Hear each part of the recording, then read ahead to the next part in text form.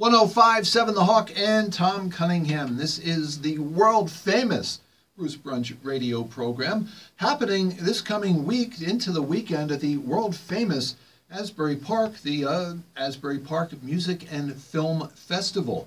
There's music and film, hence the Asbury Park Music and Film Festival.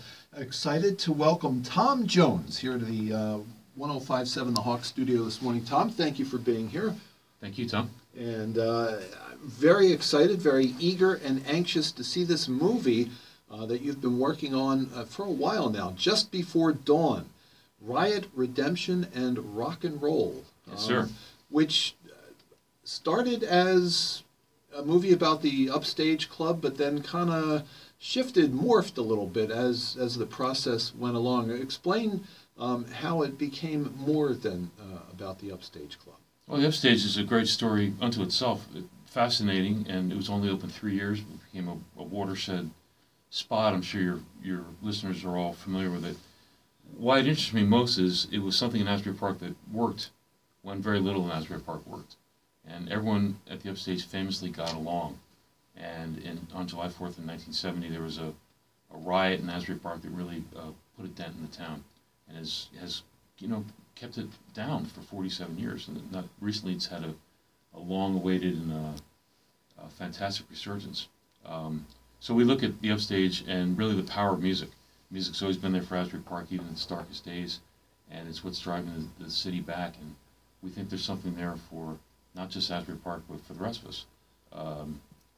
Some valuable lessons in 2017, all the way that started in 1970. Now, you grew up here at the shore? I did. Where did you grow up? Up the beach in Rumson, and when I was in high school, I delivered Pepsi to Asbury Park. I was a Pepsi delivery man. Were you an Upstage Club? Did you go to the Upstage Club? No, I missed it. It was long gone by the time I was old enough to do something like that. But I would have, after spending all this time studying it, I would have loved to have been there.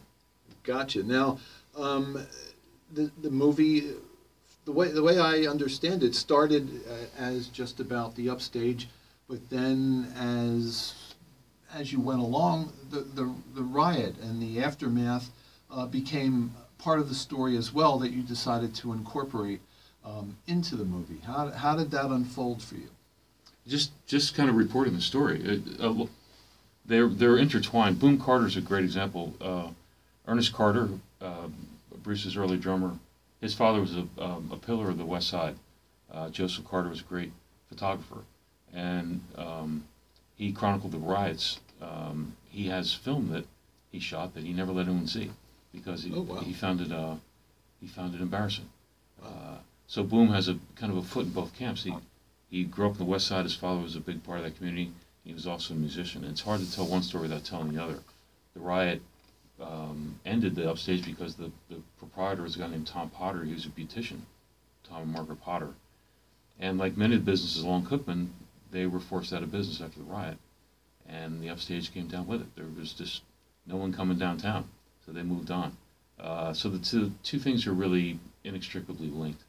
Boom Carter plays on exactly one Bruce Springsteen song. He does. But it's the right... if you're going to play on one Bruce Springsteen song, you want it to be Born to Run. It was a good one. He will be part of the jam that will take place on Friday night that will follow the screening of the movie. This is the world premiere. How long... You've been working on this thing for 90 years now at this point? 85? 89, 88, something. How long have you been working on this film? The first shoot day was in 2006, but we put it away for a long time. Really about 18 months we've been at it in earnest. But we did shoot, I wandered up the stairs above the Tom Cunningham shoe store about 2006, and it was a perfect time capsule. It was 1970. Wow. The stage was still there. That gouged into the men's room was steel mill rules. Still there all those years later. Just completely unique that something like that would happen. Just nothing gone on up there. Now, looking at the trailer, and folks can check out the trailer. I can tell that some of the interviews are of a vintage of a couple years ago. Yeah. Gosh, 11 years. I'm trying to do math in my head, which is dangerous.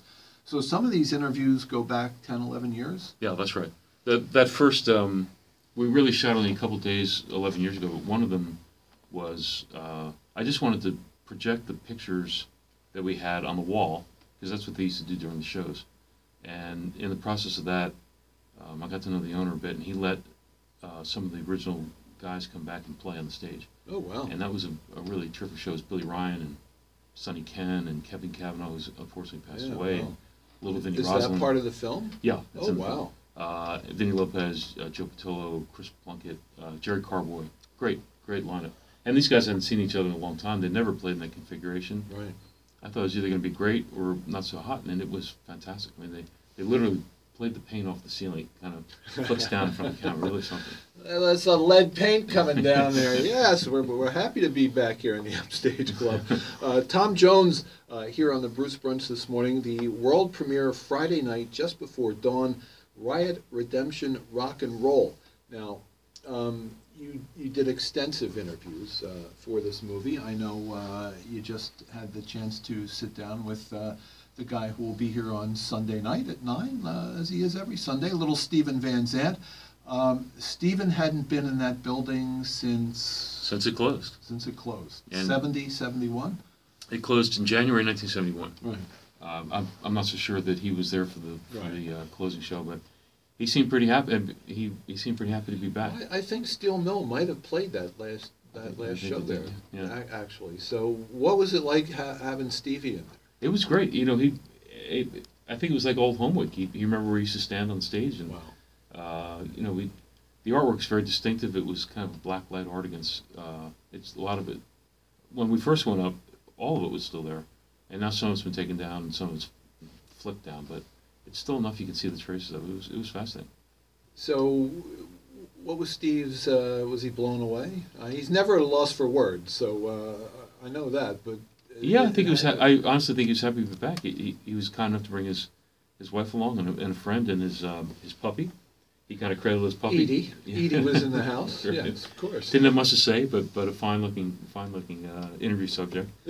And you know, I think it was fun to be back and kick around the old stories a little bit. Like Stephen, we're very dedicated to the future. The proceeds from the festival and from the film all go to support educational programs in Asbury Park. So that's kind of the common ground we found.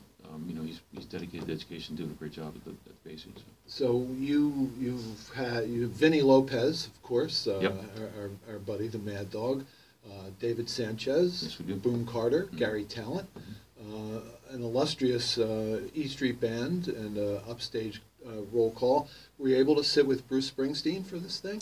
Not yet. We're hoping for that, but not yet. And we're going to shoot Max the day after the film. Oh, wow. He couldn't make it until, but we'll have to open the film back up after the festival and to include some elements. Insert some Max.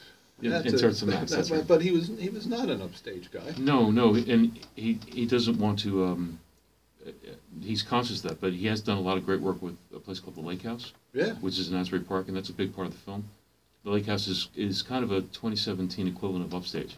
And John Liedersdorf's doing such a great job reaching out to kids in Asbury Park that otherwise wouldn't have a chance at music. And boy, they have a band put together called the Junior Pros. We had them at the Rock last weekend. They played to 16,000 kids, and 16,000 fans, excuse me, they were fantastic. So they're part of the jam session on Friday night that will follow the film. Jeff Kazee, Southside Johnny's partner in many crimes in the Asbury Jukes, kind of the band leader.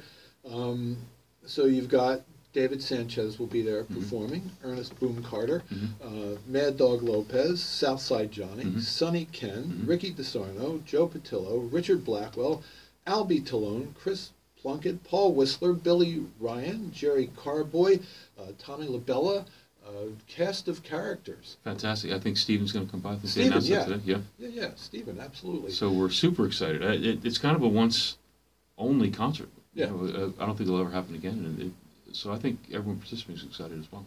So tickets are available now as we speak for all of these amazing events, and they're real easy to find on this wonderful website that has all of the information. And you know, there's all kinds of passes. You can get a pass that gets you into the entire thing, and it's easy to do. Visit APMFF.com. That's correct. Asbury Park Music Film Festival, APMFF.com. Well, who, after listening to this, who doesn't want to come watch this film and then enjoy what's going to happen after it? Well, I think it's going to be great, and we're committed to a sellout. We want to fill all the seats, so hopefully that'll happen. Well, I'm going to stand here right now and say, let's buy some tickets right now. And, Tom Cunningham, a good man on Easter Sunday. And our friend Albie Talone will be there. He will. He's coming in from Arkansas, correct. Wherever the hell he is. That's right. That's right. You know, the thing I love about Albie is that he's listed on the second album as Albany Al from Newark, and neither of those things were true whatsoever. But that's the way it was. I think his father had a bar in Newark. Yeah.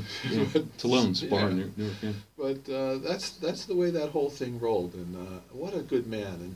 And I'm sure as you've done this and put this together, you find there's this common thread of just like these incredible musicians and really quality people. Great people, and it's been a real thrill getting to know them. Albie is an especially thoughtful guy, and I've enjoyed getting to know him.